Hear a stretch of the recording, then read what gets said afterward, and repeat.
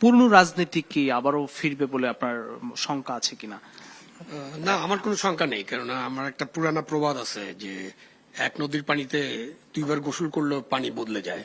সুতরাং আপনার 5ই আগস্টের যে গণ অভ্যুত্থান এবং গণ অভ্যুত্থানের পরে নানান কিছু ঘটনাবলীর মধ্য দিয়ে, নির্বাচনের মধ্য দিয়ে যে একটা পার্লামেন্ট গঠিত হয়েছে, একেবারে পুরানো ব্যবস্থায় ফিরে যাবে এরকমটা মনে করার কোনো কারণ নেই। এরকম মনে করছি না। নিশ্চয়ই সামনে আমরা আরো ভালো কিছু দেখতে পারবো। তবে এখানে শুধু সরকারের দায়িত্ব না, মানে রাজনৈতিক, এর আগেও এই কথাগুলো আলোচনা হয়েছে। বাংলাদেশের মানুষের মঙ্গলের জন্য সরকার তো আছেই, সরকার একটা রাজনৈতিক দল বিএনপি। এখন তো বিএনপির যেমন দায়িত্ব আছে তেমনি দায়িত্ব আছে সকল রাজনৈতিক দলের। বিএনপি এই সমস্যার সমাধান করুক, বিএনপি এটা করুক, ওইটা সেটা করুক, আমরা একটু দেখি, তারপরে তারা ক্রাইসিসে পড়ুক, তাহলে তো আমরা ক্ষমতায় যাওয়ার সুযোগ সৃষ্টি হবে।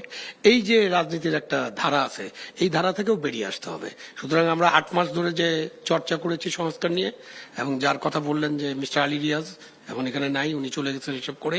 উনি তো মানে ভাইস প্রেসিডেন্টের মতো অবস্থা, মানে উনি ওই কমিটির চেয়ারম্যান ছিলেন, কো চেয়ারম্যান। তো উনি তো এইসব প্যাচ ট্যাচ লাগা দিয়ে চলে গেছেন। এটা নিয়ে আমরা আলোচনা করতে থাকি, আলোচনা করে সমাধান করি, কিন্তু সরকারকে প্রধানত জনগণের সমস্যার সমাধানের দিকে মনোযোগী হতে হবে।